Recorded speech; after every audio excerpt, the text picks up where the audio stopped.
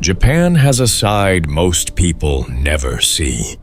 A coal island where 5,000 people lived in the most densely populated place on Earth, then vanished almost overnight, leaving behind a city of crumbling apartment blocks that still stand today, like the skeleton of a civilization that simply stopped.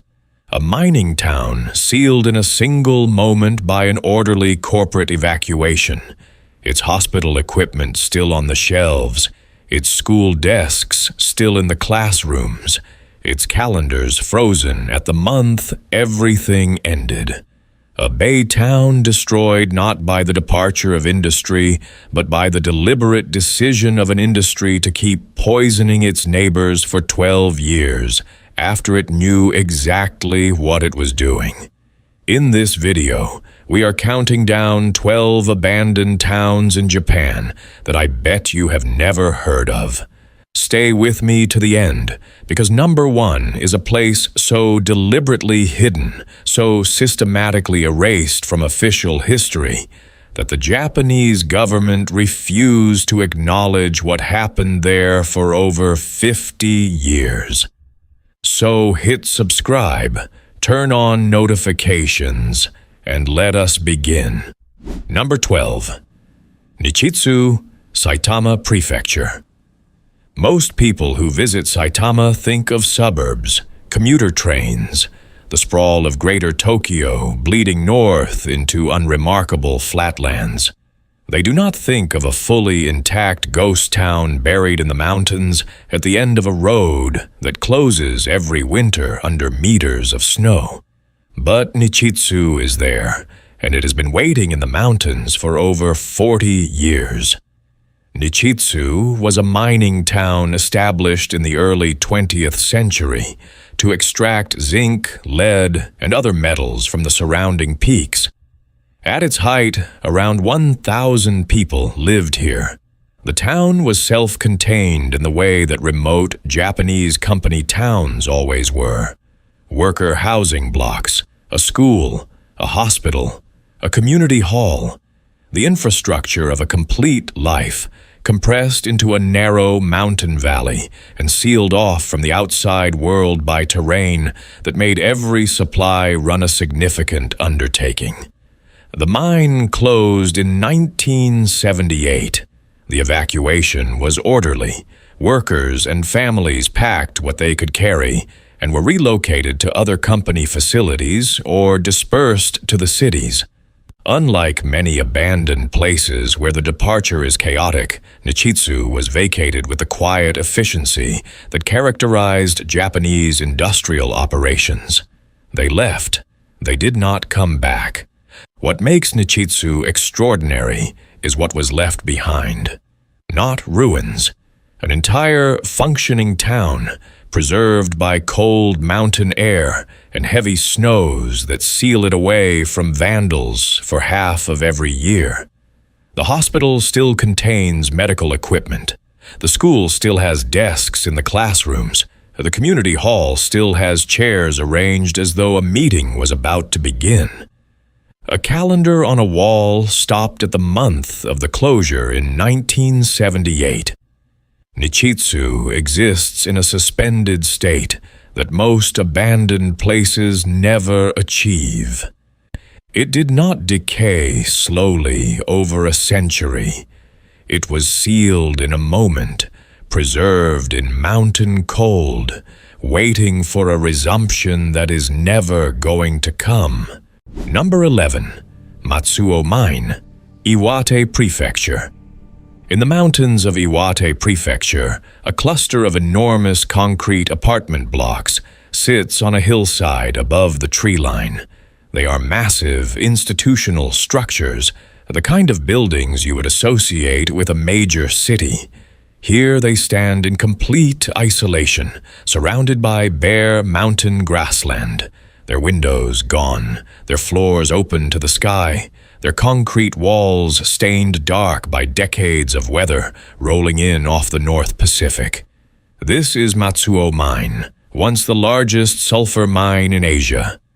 At its peak, approximately 4,000 people lived on the mountain at elevations over 1,000 meters. The brutal winters meant that everything required for daily life had to be stockpiled during brief, accessible seasons. The apartment blocks were not just housing, they were survival infrastructure. The mine was profitable, while sulfur prices held.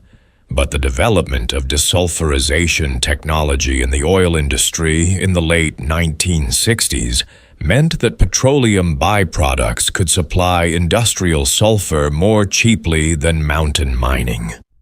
Matsuo became uneconomical almost overnight. The mine closed in 1972. The families came down the mountain. The apartment blocks were left standing because demolishing them would have cost more than anyone was willing to spend.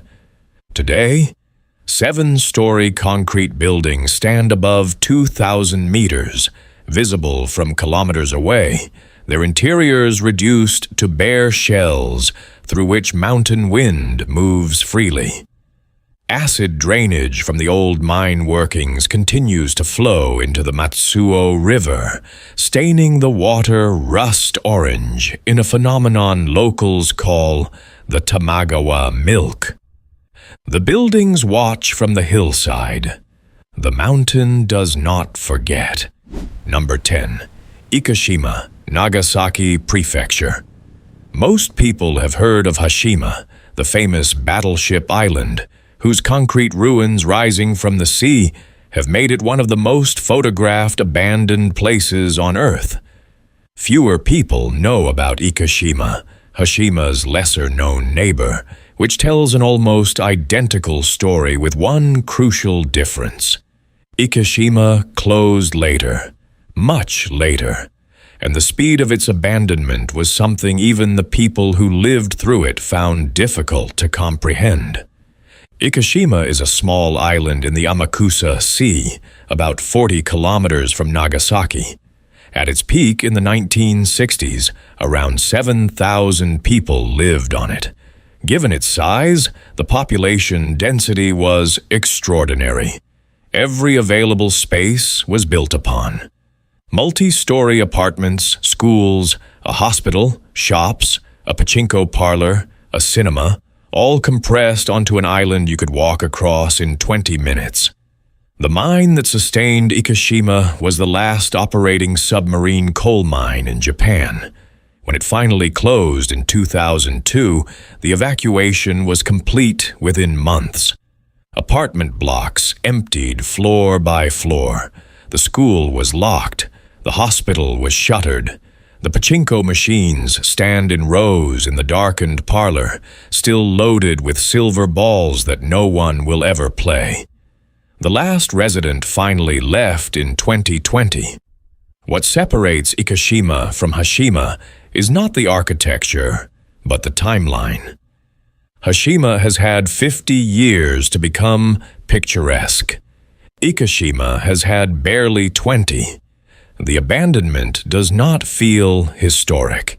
It feels like something that happened last week, and the people simply have not come back yet. Number 9. The herring ghost towns of Hokkaido drive northeast from Sapporo along the coast of Hokkaido toward the fishing communities that dot the Sea of Japan shoreline, and eventually the towns begin to thin. The fishing boats get smaller, the harbors get quieter. At a certain point, if you are paying attention, you begin to notice that some of the harbors have no boats at all. In the 19th and early 20th centuries, the herring runs along Hokkaido's western coast were so dense that the fish could be scooped from the water during the spawning season. Processing plants were built along the shore. The fertilizer made from the herring catch fed agriculture across Japan. Fishing families grew wealthy. Ornate wooden houses called nishin-goten, herring palaces, were constructed by the most successful fishing bosses, buildings of extraordinary quality for their remote location. Then the herring stopped coming. A combination of overfishing, changing ocean temperatures, and the disruption of breeding cycles caused the runs to collapse almost entirely by the 1950s. The processing plants closed, the fishing families dispersed, the herring palaces were left behind. What makes the herring ghost towns of Hokkaido different from inland mining settlements is the scale of the original wealth they represent. These were not poor settlements that failed. They were rich communities built on a resource that seemed inexhaustible and proved in a single generation to be anything but. The sea took back what it had given and left behind palaces that no one had any further use for. Number 8. Nichitsu and the resort ruins of the Izu Peninsula, Shizuoka Prefecture. 2 hours south of Tokyo on the Izu Peninsula, a stretch of coastline that once drew thousands of tourists from the capital now sits in a silence that feels almost deliberate. The ryokan hotels stand empty along the cliff roads. Their wooden facades have darkened with age. Their gardens have gone wild. The roads that connect them are cracked and patched and cracked again. There are almost no cars. The resort towns of Izu tell one of the least discussed stories in modern Japan. They are the ruins not of an industrial age, but of a consumer age.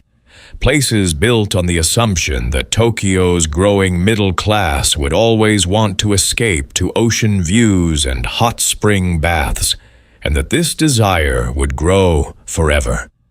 At the peak of Japan's economic bubble in the 1980s, reservation lists at the finest Izu ryokan stretched months into the future. New hotels were constructed, old ones were expanded. The peninsula hummed with confident expectation. The bubble burst in 1991. Tourism patterns shifted. Younger Japanese preferred overseas destinations. The population of the peninsula, dependent on seasonal tourism rather than resident industry, began to age and contract. Hotels that could not attract guests could not afford maintenance. Maintenance deferred became maintenance impossible. One by one, the larger properties closed. Family-run ryokan held on longer, but aging proprietors with adult children settled elsewhere eventually confronted the arithmetic that no loyalty to a place can overcome. The key was turned for the last time. The futons were folded and never unfolded again. The cliffs are still there. The sea caves are still accessible at low tide. The water is still that particular blue-green. But the hotels that brought people to see it have become part of the landscape themselves. Weathered structures on a coastline that does not particularly care whether anyone is watching. Number 7. The Chikuho Coal Towns, Fukuoka Prefecture.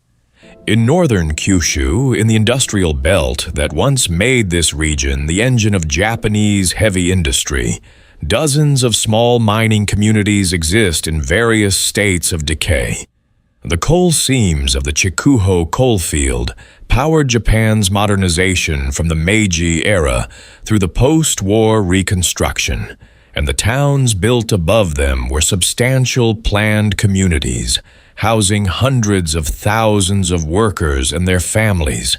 Japan's shift from coal to oil in the 1960s was rapid and devastating for Chikuho. Mine after mine closed within a decade.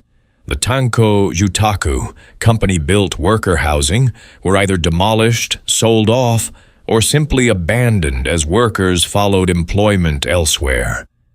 The physical infrastructure of the coal age, the shaft heads, the processing equipment, the rows of identical company housing, was left to weather where it stood. The Chikuho coal towns are not conventionally picturesque ruins. They are something more uncomfortable. The tanko jutaku that survive look like ordinary residential streets in the process of very slow erasure. Houses with weeds growing through their floors, gardens that have become miniature forests. The domestic scale of the destruction is what makes it affecting. These were not factories, they were homes. And they were documented in the extraordinary photography of Kikuji Kawada and other post-war photographers who captured the Chikuho coalfields at the exact moment of their dissolution, leaving behind images of a world of hardship made bearable by community density, erased in a single decade when the economic logic that created it was reversed. Number 6. Sodayu and the limit villages of Shikoku. High in the mountains of Kochi, prefecture on the island of Shikoku, where the interior ranges are steep and the roads are narrow and the distances between villages feel enormous. Despite the small scale of the island, there are communities that the Japanese government categorizes as Genkai Shuraku, limit villages. Communities so diminished in population, so aged in their remaining residents, so emptied of the young, that official assessments have concluded they are functionally over. Sodayu is one of them. It once had enough residents to support a small school, a communal gathering place, and small agricultural businesses growing yuzu citrus on the steep hillside terraces that are the distinctive landscape of interior Shikoku. The terraces required constant maintenance. When there were enough young hands, maintenance was possible. As the community aged, it became impossible. The terraces began to collapse. The yuzu trees went unharvested. The school closed. The gathering place was locked. The last residents did not leave because of disaster or sudden economic collapse. They were outlasted. The community around them dissolved faster than they could adapt. By the time the final households acknowledged what had happened, the village had already ceased to exist in any functional sense. This is the ghost town of contemporary Japan, not the dramatic, photographable ruin of the industrial age. A place that ended not with an explosion or a mine closure or a government order, but with the simple, quiet departure of everyone who gave it meaning. Japan currently has thousands of such communities at various stages of this same process. The word Genkai Shuraku has entered the policy literature as a category. It is, in the language of bureaucracy, a polite way of saying, this place is already gone. Number 5. Matsushiro Underground Imperial Headquarters, Nagano Prefecture. Not all of Japan's abandoned places are abandoned in the obvious sense. Some are hidden in plain sight, preserved by official silence, and a society's instinct to compartmentalize things it finds difficult to discuss. Matsushiro, in the mountains near Nagano City, contains one of the largest surviving examples of wartime Japanese military infrastructure in the country. Between 1944 and 1945, as American bombing raids began to threaten Tokyo, and the Japanese government contemplated a final defense of the home islands, an extraordinary excavation project was undertaken in the Granite Mountains. Working under conditions of extreme secrecy, an estimated 7,000 Korean forced laborers carved approximately 10 kilometers of tunnels into the mountain. The plan was to relocate the imperial headquarters, the functions of government, and the emperor himself to Matsushiro in the event that Tokyo became untenable. The war ended before the complex was completed or used. The tunnels were sealed.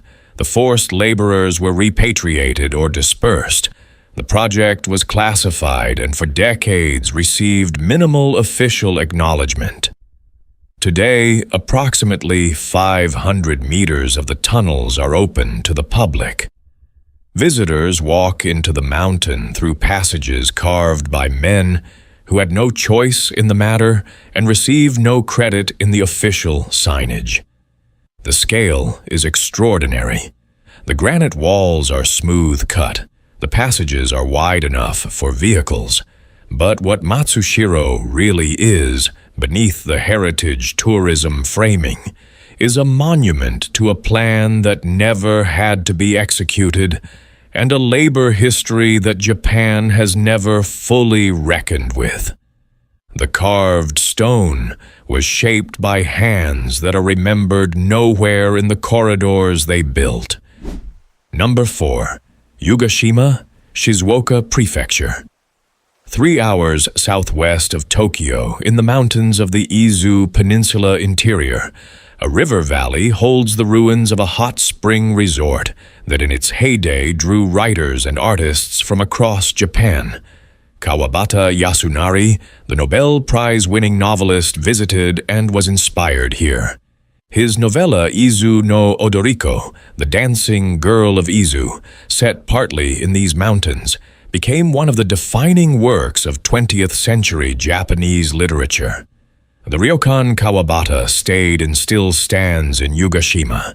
Its wooden structure, its sloping roof, its position above the river that runs clear and cold through the valley, are as he described them. The building is heritage listed. It is also closed. Its interior accessible only by special arrangement. Its gardens maintained by volunteers who understand what the building represents. The town around it tells a different story. The peculiar appeal of a literary hot spring pilgrimage is not a commodity that transfers easily between generations. Younger Japanese travelers did not feel the pull of places their grandparents had romanticized. The ryokan began to close, not all at once, one per decade, then one per year, then several in a single season, as the economics collapsed faster than individual operators could adapt. What remains is a valley of real beauty, threaded through with the specific melancholy of a place that was loved for reasons that have become historical rather than immediate. The river still runs. The mountains are unchanged, but the community that sustained the resort has retreated to a remnant so small that the word community barely applies. Number 3. Gunkanjima, Hashima Island, Nagasaki Prefecture. Most people who know one thing about abandoned Japan know about Hashima. They know the images, the offshore silhouette that gave it the nickname Gunkanjima, Battleship Island. The towering concrete apartment blocks, Japan's first reinforced concrete residential buildings, constructed in 1916 and still standing over a century later. The perimeter seawall that has held against Pacific typhoons for decades after the last maintenance crew departed. But knowing the images is different from knowing the story. Hashima was developed by Mitsubishi from 1890 to mine coal from submarine seams beneath the seafloor. The labor required was initially recruited and later, during the Second World War, coerced. Between 1939 and 1945, an estimated 500 Korean and Chinese forced laborers worked the mine under conditions that caused significant casualties. The exact numbers remain disputed. Japan's UNESCO application framing initially underemphasized this history, drawing sustained diplomatic protests from South Korea and eventually resulting in added interpretive materials acknowledging wartime labor. By the 1950s, the island held approximately 5,000 people in 4.3 hectares, one of the highest population densities ever recorded anywhere on Earth. Every available surface was built upon, schools stacked vertically, a hospital as a high-rise. Residents developed what researchers describe as a distinct island culture, an intense community cohesion born of sharing an isolated space across generations. Mitsubishi closed the mine in January 1974 as Japan transitioned from coal to oil. 5,000 people left in 3 months. The island has been empty ever since. Today, it is a UNESCO World Heritage Site, accessible by tourist ferry, its concrete ruins preserved by the same seawall that protected the miners who never chose to be there. Number 2. Minamata, Kumamoto Prefecture. The word Minamata has entered multiple languages not as a place name, but as a medical term. Minamata disease, a severe neurological syndrome caused by mercury poisoning, specifically by the ingestion of methylmercury that had bioaccumulated through the marine food chain of Minamata Bay in Kumamoto Prefecture. The disease emerged in 1956 when local doctors began reporting cases of unexplained neurological illness in fishing communities around the bay. Loss of fine motor control, numbness in the extremities, vision and hearing disturbance. In the most severe cases, convulsions, paralysis, coma, and death. Children born to affected mothers presented with congenital defects of extreme severity. Cats in the fishing villages began throwing themselves into the sea in convulsions, an early sign of mercury accumulation that locals called the dancing cat disease. The source was the Chikuho Corporation, a major chemical company whose plant at Minamata had been discharging wastewater containing methylmercury into the bay since the 1930s as a byproduct of acetaldehyde production. The mercury accumulated through the food chain. The fishing communities who depended on the bay for their food supply ingested it in concentrations sufficient to cause irreversible neurological damage. Here is what makes Minamata not just a catastrophe, but a crime. Chikuho knew. Internal company research had identified the mercury link by 1959. Rather than cease the discharges, the company suppressed its research, changed its discharge outlet to make epidemiological tracing more difficult, and continued to discharge methylmercury into the bay until 1968. 9 years after the internal knowledge of causation was established, the official response was not much better. Minamata disease was not formally certified as mercury poisoning by the Japanese government until 1968, 12 years after the initial identification, and 9 years after Chikuho's own researchers knew the cause. During those years, the fishing communities continued to eat from the bay. The disease continued to spread. The photographer Eugene Smith and his wife Eileen visited in the early 1970s and produced documentary work that brought the catastrophe to international attention. His image of a mother bathing her severely disabled daughter became one of the most recognized documentary photographs of the 20th century.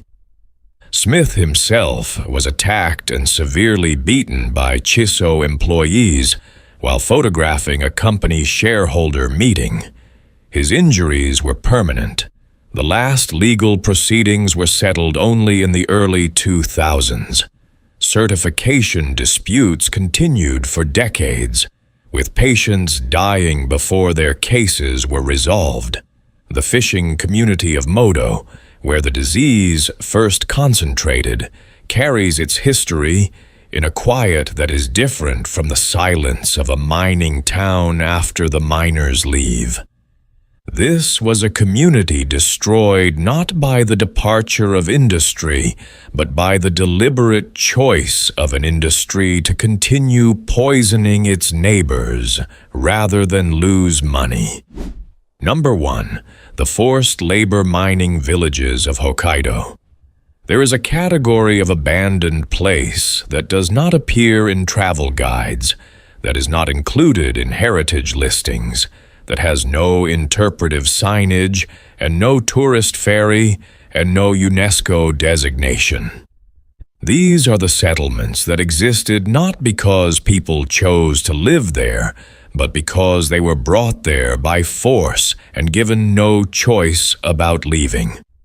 Across Hokkaido, Japan's northernmost main island, from the coal mines of the Sorachi region to the peat extraction operations of the wetlands, to the road and railway construction projects that opened the island's interior, the Meiji and early Showa periods saw the creation of dozens of labor camps where prisoners, debtors, and eventually Korean and Chinese workers conscripted under wartime labor mobilization orders lived and worked and died in conditions that the Japanese government, for decades, classified and declined to discuss. The Takobeya system, literally octopus room, was the name given to the boarding house arrangements used to house the workers brought to develop Hokkaido from the late 19th century. Workers were recruited, often under misleading contracts, from impoverished regions of Japan and held in facilities that prevented free departure, compelled labor through debt mechanisms, and punished attempted escape with violence. The conditions in the coal mines and road gangs of early Hokkaido were comparable to slavery in all functional respects. What makes these settlements different from the other abandoned towns in this video is not the physical state of what remains, which in most cases is almost nothing: a few foundation lines in the forest, a collapsed shaft entrance, a stretch of railway embankment through the trees. What makes them different is the deliberateness of the erasure. The Takobeya system was abolished officially in 1900, though its practices persisted informally for decades. The wartime forced labor mobilization that brought an estimated several 100,000 Korean workers to Hokkaido's mines and construction sites between 1939 and 1945 was classified in post-war records in ways that made systematic accounting of the dead nearly impossible. The Japanese scholar Yoshiaki Yoshimi and others who have worked to document the wartime labor system in Hokkaido have described the process of historical reconstruction as archaeology in archives that were curated to prevent exactly this kind of reconstruction. Company records were destroyed, official statistics were reclassified. The settlements themselves were dismantled or abandoned and left to be absorbed by the forest. In the Sorachi coalfield, researchers have identified mass burial sites associated with forced labor operations that received no official acknowledgement for over half a century. In some cases, the sites were only identified through the testimony of survivors and descendants. The Korean and Chinese workers who died in Hokkaido's mines and on its construction projects were not recorded in official Japanese death registries in ways that made identification possible. Their families, in many cases, never knew where they were buried or what had happened to them. Some of these burial sites have now been memorialized after decades of advocacy by Korean communities in Japan and civil society organizations that pushed against significant institutional resistance. Others remain unacknowledged, their locations known only to researchers, who found them by reading a landscape that is trying to tell you something if you know how to listen. The abandoned settlements of the Hokkaido forced labor system are not like the other towns in this video. They were not built with the expectation that they would last. They were constructed to extract labor from people who had no power to refuse, operated until those people were used up or the project was completed, and then dismantled or abandoned with a thoroughness that was not accidental. The forest has grown over them. The mine entrances have collapsed. The burial sites are unmarked in any official sense.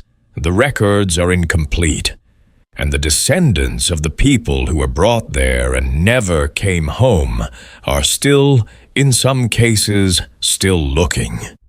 If you stand in the forests of the Sorachi coalfield today, among the birch trees and the peat bogs, and the flat winter light that comes down gray, and even over all of it, you are standing in a place that Japan spent the better part of a century pretending was not there. The trees do not pretend. The ground does not pretend. The ground simply holds what it was given and waits for someone to ask what is in it. I hope you have enjoyed this video. Make sure to share it with your friends and see you in the next video.